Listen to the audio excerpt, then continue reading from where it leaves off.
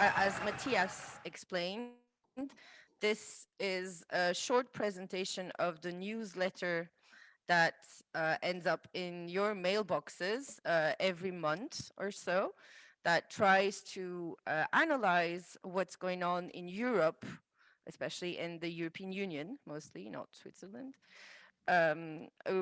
on issues, on policy issues that affect the crop diversity movement. And this issue, the last issue of September, was focused on the EU seed marketing reform and the responses to the Commission Inception impact assessment and the European Parliament's own initiative report on the farm to fork strategy.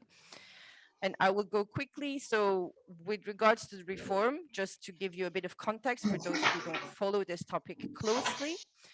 So in November 2019, the European Council, so the institution that regroups representatives of EU member states, have asked the European Commission to conduct a study on options to reform the seed marketing legislation.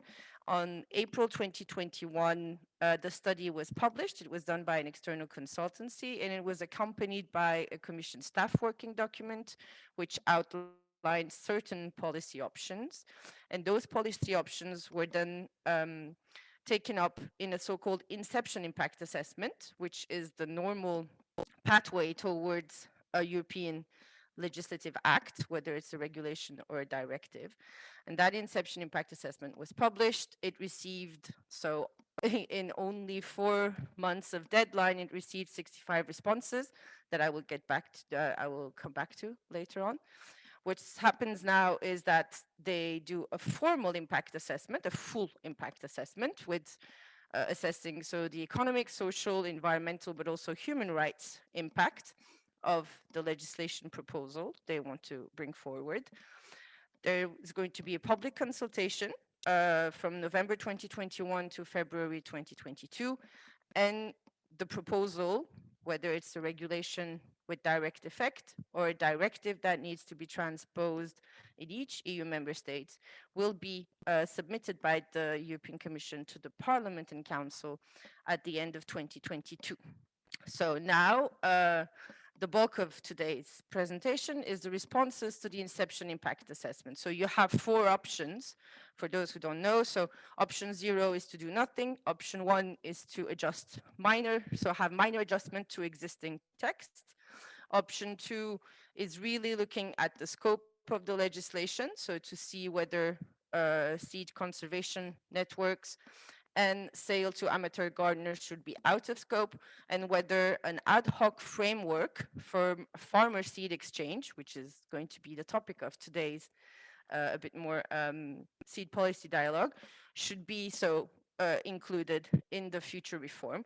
And option 3 is full harmonization with very strict legislation on official controls, etc. So everything will be more harmonized, but much more obviously responding to the needs of industrial and commercial crop production. So the responses, there were 65 of them. Most of them are from business entities. So you see it, this green portion of the chart. Only 4 of them were from SMEs. This portion is from NGOs, from public authorities, research institutes, and 3 responses from citizens. When you look at the geographical distribution, the most important part is the EU based. So they click Belgium, but it's basically about EU lobbying and advocacy institutions, whether business or civil society. Yeah? And then you have, so real Belgium, it's only about 2. Then Germany, bulk of very, very dominant respondents. France and the Netherlands, you had 7 responses, I think, then afterwards. Then Austria, Czech Republic, Denmark, Italy, Greece, Finland, Hungary, Poland, Sweden, and Slovakia. So this is the geographical distributions. And the way I analyze it in the Sprout, regarding the responses, obviously there are a lot of other items inside each of the responses, but I try to look at how the responses addressed agrobiodiversity and the Green Deal, how they view the current legal regime, how they view the scope of of the legislation, how they view derogatory regimes for market access only, and so the view, the administrative burden, and the so-called modernization of the framework and inclusion of innovation. What we see with regards to agrobiodiversity, there are two different pathways. Either some of the responses welcome the need to reconsider, so plant genetic resources, conservation, and sustainable use, whereas other contributions basically saying that the legislation already contributes to the European Green Deal due to the large amount of varieties that is registered, etc., as it stands, and that it provides tools for innovation and sustainable agriculture. With regards, then this leads to the assessment of the success of the current legal regime. So some contributions welcome the findings of the study, which basically say that the current legislation has detrimental effects, and it is dysfunctional on certain aspects and does not really assess conservation and sustainable use properly. And then a bulk of other responses, mostly from industry associations, which basically say that the assessment was way too harsh and that the legislation is fit for purpose, and there's a need to maintain two pillars. So this phrase, maintaining two pillars, which is variety registration and seed certification, you really find them in a lot of responses. And then on the scope of the legislation, you had a lot of contributions who basically say that it should apply only to commercial crop production. So that's why you should exclude seed conservation networks. And also most of them say that you shouldn't need to be a member of an association or network to actually really benefit from this exclusion. Exclude also the sale to gardeners from the scope of the legislation, and include an ad hoc regime for farmer seed exchange in line with UNDROP. You had a lot of references to UNDROP in most of the civil society contributions, so responses to the impact assessment. And then on the other hand, you had very critical thinking, I would say not thinking, but critical assertions saying that the distinction between professional and non-professional sectors are too artificial, it's impossible to actually do, it will create abuse, and you shouldn't create two-tiered regime for farmers, or you should restrict this ad hoc regime for farmers very well with quantity limitations, etc. And obviously, and also registration obligations, etc. So that was the other side of the coin. With regards to derogatory regimes for market access, you had responses that basically ask for an entire revision of conservation amateur varieties regime for a simple light touch market entry, just simple, one of them. And the second one basically saying this is just abuse, keep all derogations and niches to a minimum because it will lead to low quality seed production. For the administrative burden, I think everyone, and whether from public authorities or other types of respondents, everyone wants less paperwork, simpler procedures.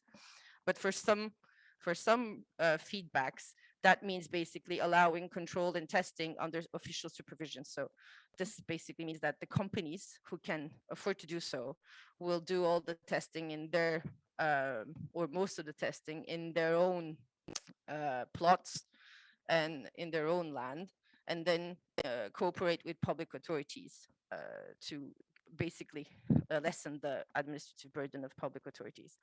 On the other side, you have feedbacks who basically say, so anything you do that delegates power to private operators should be assessed on the impacts on SMEs, and that testing and control should remain a public service. This was also in certain feedbacks from business operators, interestingly. And then the modernization of the framework, inclusion of innovation.